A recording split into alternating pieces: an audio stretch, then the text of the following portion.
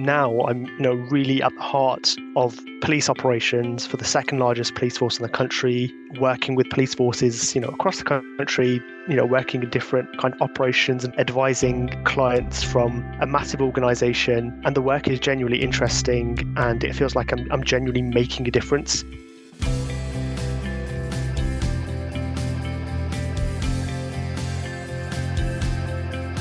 Hello everyone, and welcome to the Student Lawyer podcast series. Whether you're at school, sixth form, university, thinking about a career in law, or exploring law careers, you're in the right place.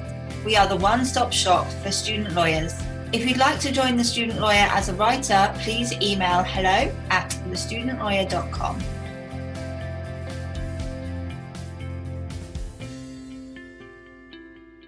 This episode is sponsored by the University of Law. The University of Law offers a range of undergraduate and postgraduate courses and master's degrees alongside an award-winning pro bono clinic, so you can build up your legal experience while studying. And their experienced career service will enable you to put your best foot forward when launching your legal career. The courses are employment focused and based on real legal practice, so you'll be better prepared for the workplace. Part-time and online study options are available, so you can work and study at the same time. Click the link in the description box of the podcast to find out more about the courses on offer.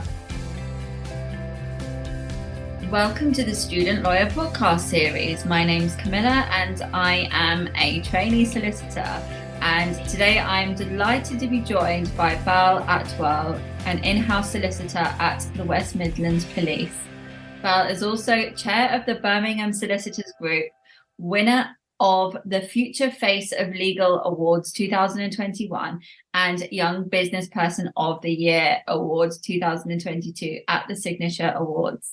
And last but not least, Bal is a former TSL ambassador. So let's give it up for Bal. Welcome to the Student Lawyer podcast. It's so great to have you here.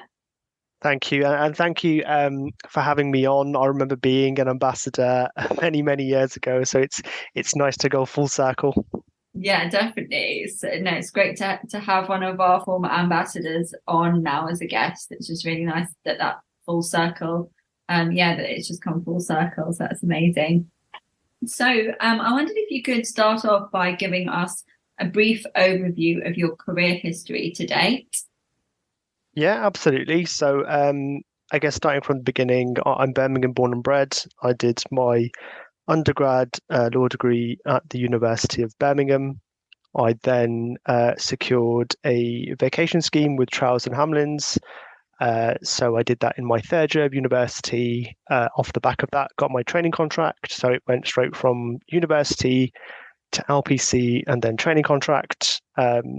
Had 2 great years at Trowers and Hamlins, a mid-sized international law firm in their Birmingham office. Once I qualified, I then moved to DLA Piper, a global law firm also based in Birmingham.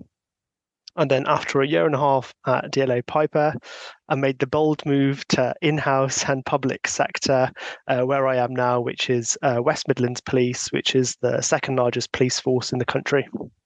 Yeah, that's quite an interesting move. I've interviewed quite a few people on the podcast, and I don't think anyone has, some people have moved in-house, but I think moving into the West Midlands Police does sound like a very interesting move. I wondered, I'm going to skip around some of our questions a little bit here, but I wondered if you could explain the key driver behind deciding to leave private practice and to work in-house at the police. Absolutely. I think one of the biggest and the main drivers for me was the pandemic. Literally overnight, I kind of lost all the perks of a big international law firm. When you're kind of a young person, a student, aspiring lawyer, even a trainee, you're kind of wowed by all these big flamboyant law firms that come to, universities, careers fairs with all the, the freebies, and they really showcase that they have offices everywhere and can really cater for a strong legal career. I think for me, that was kind of lost like overnight. So my experience was no different to anyone else's across the country. It was just me and my laptop. And at that stage, I was, a year and a half qualified, where I had obtained all the strong global law experience I had, fantastic experiences as a trainee, as an NQ, and then it got to the point where I had lost that overnight, and I thought to myself, what's next for my career? Um, and especially, the pandemic kind of put everything in perspective in life. What you wanted out of life, having balance, that all kind of came together, and it kind of moved me away from the big international law firms and made me think what was really out there. And one thing that kind of intrigued me was in-house, because when I was a student, quite a few years back now, in-house wasn't really advertised as much as the big international law firms. When I was a student, it was very much you're either going to work in a high street practice or you're going to work in the magic circle, and there's nothing in between. So I was at this stage of my career where I thought, well, I could work in any organization, pretty much across the planet and still have the same experience with me and my laptop.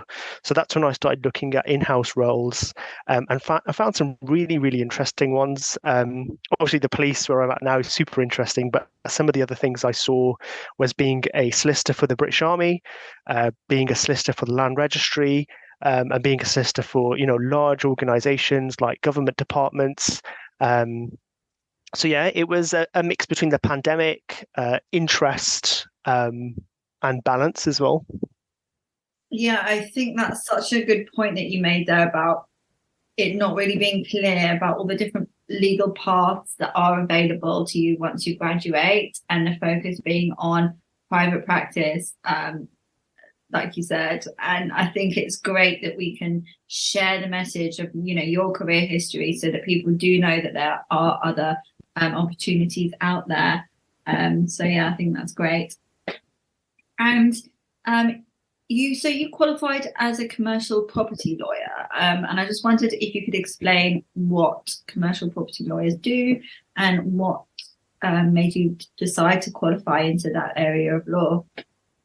Absolutely. So I guess starting with why I kind of went into it. So when I was a trainee, my kind of training contract was my first proper job. I had like part-time jobs and things before, but this was like my first full-time job, full stop. So that kind of first few weeks and months really kind of shaped my career. And my first seat was in real estate. And obviously real estate is a fancy word for commercial property in some firms and organizations. I had a really good time. I had a fantastic team at Trowers and Hamlins, really exciting work, and it was a growing area of work as well. So I think that really shaped what I wanted to qualify into. So I did 6 months in real estate. I then moved into construction. I enjoyed real estate much more than construction. And then at the end of my second seat, I was given the opportunity to go back, which was quite rare, because most trainees obviously circulate between many different departments, and it's very rare that you get the chance to go back to a department. So, I leaped at that opportunity, had another fantastic 6 months. So by the time I had done my training contract, I had 1 year's worth of real estate experience. And I guess I enjoyed it so much. And I thought to myself, having a year's worth of experience would put me into good stead for the next step. And, for me, the next step was a global law firm and, working on huge projects. So it worked out well. And then I guess for the audience, what does a commercial property lawyer do? So it's essentially any kind of legal work involving property which is not residential. So anything that is not basically a house or a flat.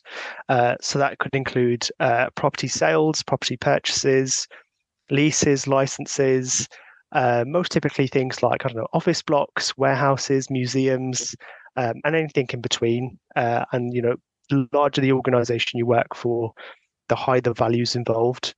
And I guess people that probably haven't worked in property or have delved into it might be thinking, what's the interesting or spark about it? For me, it was about having something tangible that you work on. I think in a lot of areas of law, I'm just trying to think, for example, I don't know, intellectual property or banking, there's something that you can't physically touch, but for commercial property, there is a physical building at the heart of, every transaction. So for me, that was something that I could easily relate to. People, non-lawyers could understand it. And it was something that, you could easily see, especially having trained in, exciting city like Birmingham, where we had, so much development and infrastructure, even today, all the stuff for the Commonwealth Games. So for me, commercial property was the one. That's interesting, actually, and that's my first seat, commercial property and development. So, yeah, I don't know. I mean, I'm really enjoying it, and it's not one that I put down as my first choice, but yeah, I think it's great, and yeah, I'll be interested to see how I find the other seats. But yeah, I can definitely relate to you on the finding it interesting to be able to actually see the piece of land and see the development, and it just gives it that edge, I think. Definitely. And what does your role at the West Midlands Police involve? Is that completely different to what you were doing before? I can't imagine what it would involve. Yeah, sure. And I think, this is always a good question. It kind of opens the door to kind of the in-house and the public sector realm for lawyers. So obviously my background's in commercial property. And I think that probably takes up about 40-50% of what I do now. So my role now comprises of commercial property and commercial law. In any kind of private practice environment, that would be two separate departments. But because of the way an in-house function is structured, as a lawyer, you get to delve into more than just one area of law. So West Midlands Police is the second largest in the country. So you can just imagine, the size of the kind of geographical area that we cover. As a legal team, we actually act for Staffordshire Police as well. So we cover a wide geographical area that covers tons of land and property, and it covers lots of different contracts as well. So if you think from a pure commercial property perspective, that covers things like property sales, property purchases, leases, licenses of police property, training facilities, easements, utilities, so everything involved with land owned by the police. So that's one element of what I do. And then the other element is commercial law, and that is essentially anything contractual. And just to give you some kind of high-level examples, so we recently had the Commonwealth Games in Birmingham, and that was the largest ever operation in West Midlands Police history, a massive kind of international global event. We had to have, thousands of police officers from across the country to be in the region to police the region. But of course, they needed things like places to stay. They needed to be fed as well. So what that came with all that was different kind of contracts with police forces, licenses of a property to kind of house the police officers, catering contracts to bring in food and beverages and things like that. So Commonwealth Games is one example. The Coventry City of Culture, that was a massive project where we kind of work with lots of different organisations, so local councils, local authorities, third-party companies. Other bits that the police do as well. So research agreements with universities, whether it's courses related to criminology or policing. So there's a lot of kind of work around that. For any kind of police involvement with documentaries and media, whether that's BBC Two, Channel 4, there needs to be a media agreement behind that, and that's something that we work on as well. And then more kind of the day-to-day policing. A lot of police forces now work together, so kind of local police forces will kind of pool resources if they have specialisms in certain areas. So collaboration agreements with other police forces, local authorities. So quite a wide range of contractual work, and you don't kind of see it from the outside, but when you're inside, you see that there's so much. Yeah, when you were listing off all of those things, I just found it fascinating because now that you've said it, it kind of sounds like obvious that they would need to do those sort of things. But yeah, as an outsider looking in who isn't aware of everything that goes into the police force, like property, events, and everything like that, yeah, it's just a really great sort of eye opener. And the other very obvious one, actually, which I only kind of stumbled across the last 6 months, but was like sporting events like football matches. So if anyone's ever been to a large scale kind of football match, there is a strong police presence there, and behind that is a form of commercial contract. But of course, you don't necessarily think of things like that when you think of the police.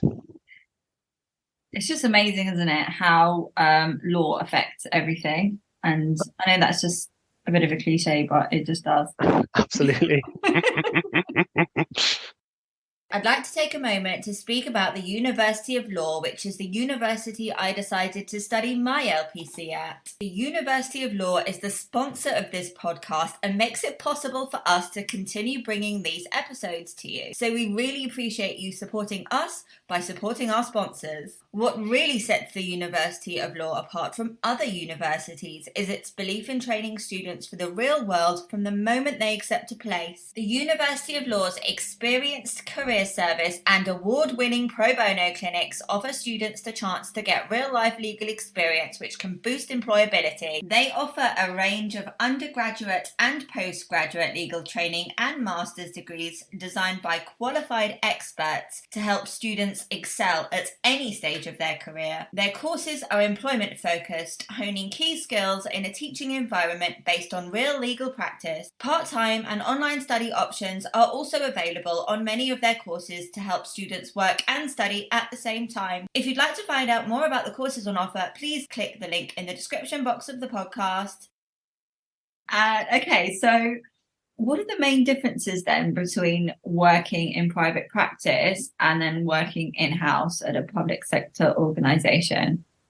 Good question. I will caveat that by saying, obviously, I trained in a mid-sized international law firm. I then qualified into a global law firm. And then now my kind of experience in-house is as a qualified solicitor. So I guess, generally speaking, I think that when you're working in a private practice organization, you are working for a private company or a partnership, and their kind of sole function is to make profit. So it's a business at the end of the day. So it's no different to your supermarket or your butcher's or any other shop down your local high street. It's there to make money. But if you flip that to, a public sector organization, whether it's a police force, whether it's your local council, NHS or fire service, they're kind of structured around providing a public service as opposed to making profit. So the kind of core values and the kind of drivers of the organization are very different from the beginning. And just to kind of put that into perspective, one of the kind of clear examples is, the chargeable hour. And I'm sure you're kind of getting to grips with that as a trainee now. But as a lawyer within a private practice organization, you are the product. So your time is meticulously calculated and measured. That's not so much the case in in-house and public sector organizations because the focus isn't on profit. So that's one main difference. Two, so, I've worked in international law firms and now I'm in the public sector. So in terms of balance, I think there is much more of a balance in the public sector for lawyers. Our organizations, depending on which, kind of work stream or area, is a 9 to 5. But when you work for kind of the larger law firms, they are global entities and they have global clients. So you could be working on projects that require you to work, beyond the 9 to 5. And of course, there are many kind of elements that come with that, and there are many pros and cons when you work for the larger private practice organizations, because they have the kind of the drive for profit and have the the international deals and clients. They can probably invest more in lawyers as well. So I'd say my training was very good at the international law firms that I was at. So I'd say training is perhaps stronger, but that's because the private practice world can fund that. You wouldn't expect the NHS or the police or the fire service to churn tremendous amounts of money just to train professionals. So yeah, there's many differences, and there's lots of pros and cons for both. Thank you for your insight on that. And so you mentioned how kind of relevant commercial property is to the police force, and so I guess it was a good area to qualify into for someone thinking about a career in-house, whether they knew it then or not. But I just wondered whether that's something that you need to consider if you're training in private practice and you want, or you might want a career in-house somewhere along the line. Does it matter what area of law you qualify into, or does that not matter so much? I think yes and no. There are certain areas of law where you are very, very specialist and you'll need specific information and knowledge to kind of progress and to kind of flourish in that environment. And the first kind of areas of law that come to mind is, things like family law and immigration. Those are two areas of law that I have no knowledge in. And if I went into those roles, I wouldn't be able to progress at all because I have no kind of background knowledge. But let's say you come from a background of, say, I don't know, commercial or commercial property, then that's all contract based. And so that can be applied to many different areas of law. So whether it's kind of IP or, low level contractual work. So that there are certain areas of law where you can take transferable skills, so drafting, negotiation, contract law, things like that. But there are some which are probably not as well suited to transfer across. But I'd say if people are willing to learn and people are excited and have a passion for a certain area or even an organization, I wouldn't say no to an opportunity. Yeah, I think that's a really good point. And so what career, I mean, you've touched on this a little bit already with the sort of work-life balance, but what career and or personal benefits have you experienced from moving in-house? So I'd say, yeah, firstly is definitely the balance. My job now is a 9 to 5 and working in a public sector organization. We have a thing called flexi leave, which does not exist in the private practice world. And just to break it down, for the listeners, that means every single day, any time that I accrue above my contractual hours, let's say, for example, my contractual hours are 5 hours, just as an easy example, if I do 6 hours that same day, that 1 hour I get to bank and kind of keep and take as annual leave. And if you kind of apply that to weeks and months, that's a lot of time that you kind of get back to yourself. And if you think about, all of the kind of horror stories of people doing all-nighters and working all weekend, flip that and think, oh, imagine if you could actually bank that time. So that's been an absolute game changer for my career. And I'm hoping that, the private practice world would take that on board one day. But yeah, it's been an absolute game changer and it's given me so much more balance in my life. And I guess kind of following on from that, but I'd say more specific for working for a police force is kind of the excitement and the kind of interesting work that I get to be involved in now. In private practice, I was very much doing similar type of work, but just for different clients every day. Now I'm, really at the heart of police operations for the second largest police force in the country, working with police forces, across the country, working in different kind of operations and whatnot, advising, clients from a massive organization.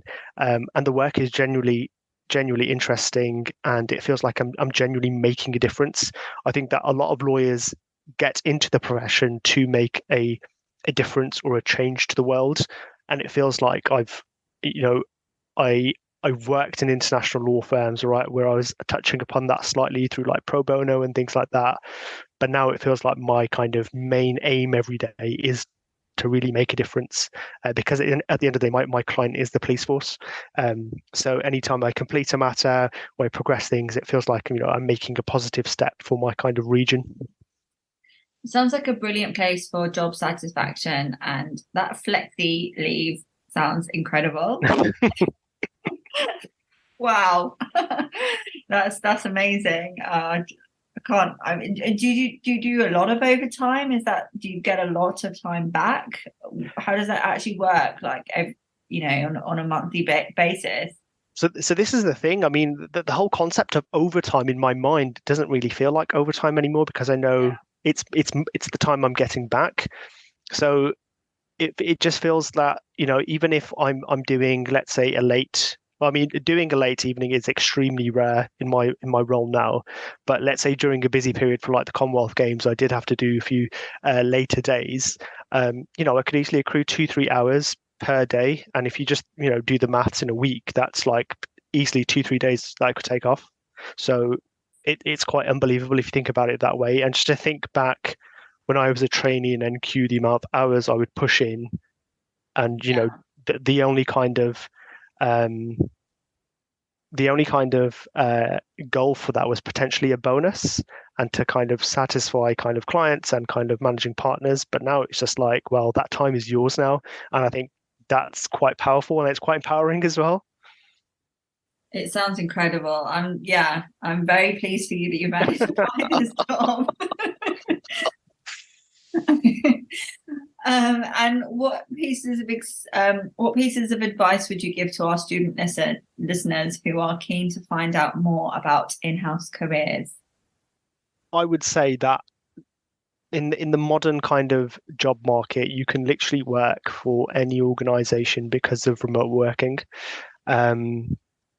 And there are so many more roles out there now. I think that the proportion of the profession that is in-house is around 30%, and that's a growing figure. So you don't necessarily need to choose between small law firm or big law firm, because that was my mindset when I was a student. You could literally be a lawyer for any organization now, whether it's a charity, a police force, a local council, a football club, you name it. Just do your research and keep your options open.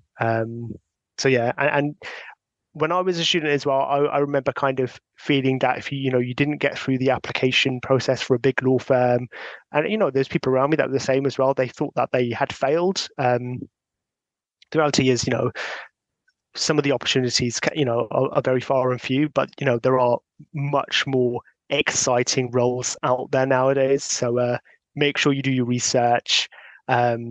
And yeah, just keep an eye out, because I even see now myself so many exciting in-house roles that just didn't exist a few years back. So it's a super exciting time, and just don't count yourself out. When you get kind of rejections and things like that.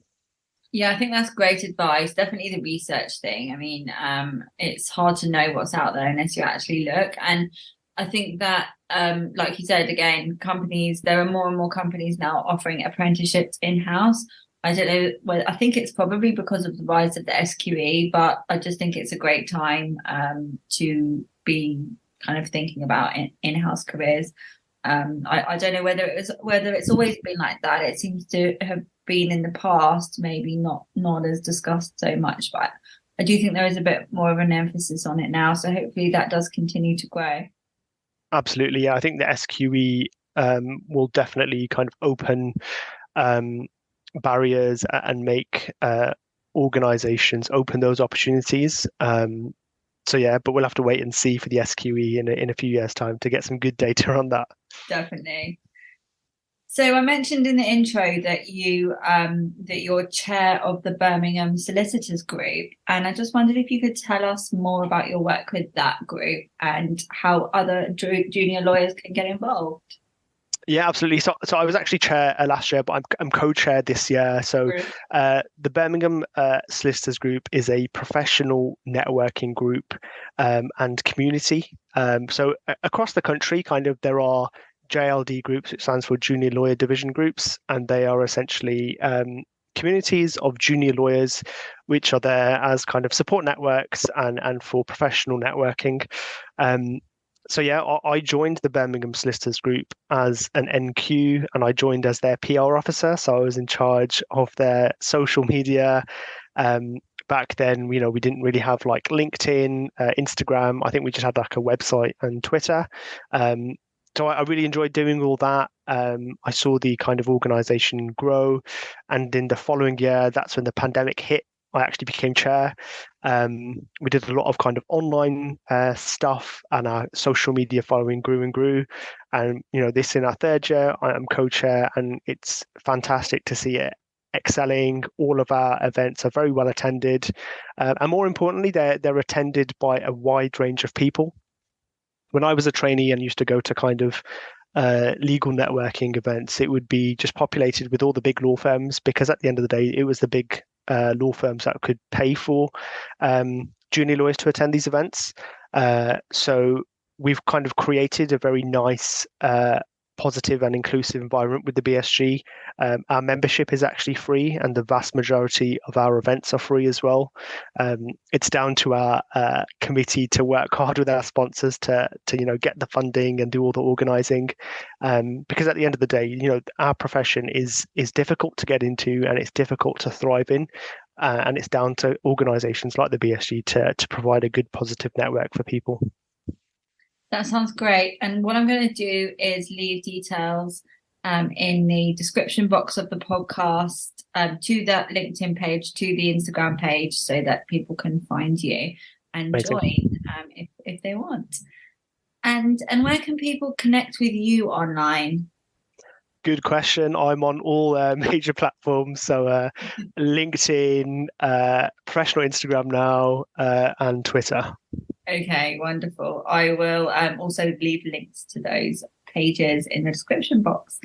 But thank you so much, Bal, for being a guest on the podcast. It's been really interesting to learn about your career and the work that you do as well. And yeah, it's just been a real eye-opener to see what other careers there are out there.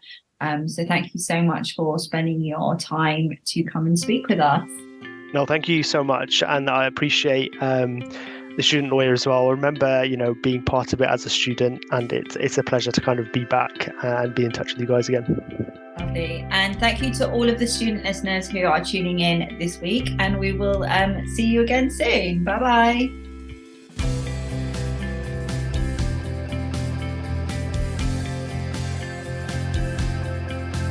To hear more of the Student Lawyers podcast, hit the subscribe button and leave us a star rating and review. If you would like to join the Student Lawyer as a writer, please email hello@thestudentlawyer.com.